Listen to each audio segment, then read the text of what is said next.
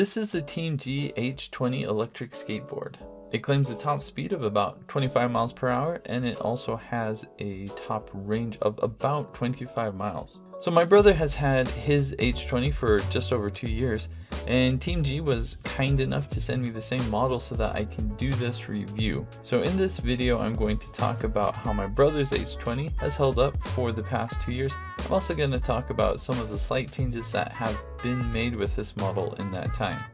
The skateboard comes in really nice packaging. The remote control has a nice shape and it charges via USB-C. It comes with a tool for tightening the trucks, and it comes with a charger.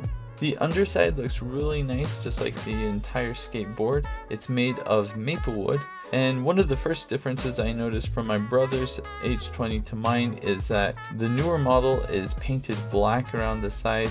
In the original, you can see the layers of wood. I personally prefer looking at the layered wood, but the black looks really slick as well. The wood can support around 290 pounds, and I myself am a pretty big guy. I feel very comfortable on it. It has really nice give and a good feel to it. The skateboard has 4 speed modes and 4 brake modes. The speed modes are L, M, H, and H+. I think this stands for low, medium, and high plus, I guess. Generally, I like to ride on medium speed because I don't like going super fast, but I will go on high every once in a while, and I've never experienced any speed wobble. I imagine the difference between H and H plus is that H plus is a little bit faster, but when you just spin the wheels and compare H,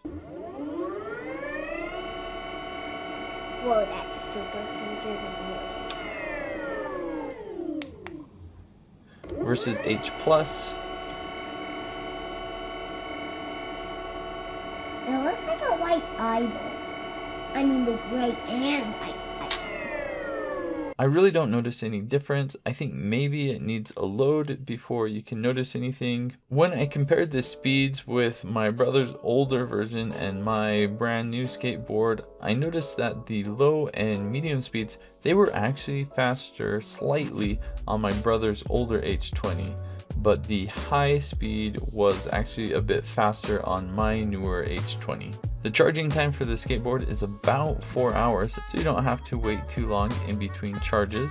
So as for how well my brother's H20 has held up, my brother tends to ride this on a regular basis, but he is not a daily rider on this. But from day one till now, there hasn't really been any noticeable difference in how well the skateboard performs. He hasn't really done a range test on it, but overall it's held up really well over the 2 years time. The most significant difference between the older version and this new version of H20 is the remote control has changed a bit. On the newer version, it's a little bit bigger and easier to hold. It charges via USB-C instead of USB micro, which the older one has. The screen is also a little bit bigger, and then on the new one it has a bigger throttle wheel, and I feel like this gives me better control for accelerating as well as braking. I can brake a lot smoother on this new H20.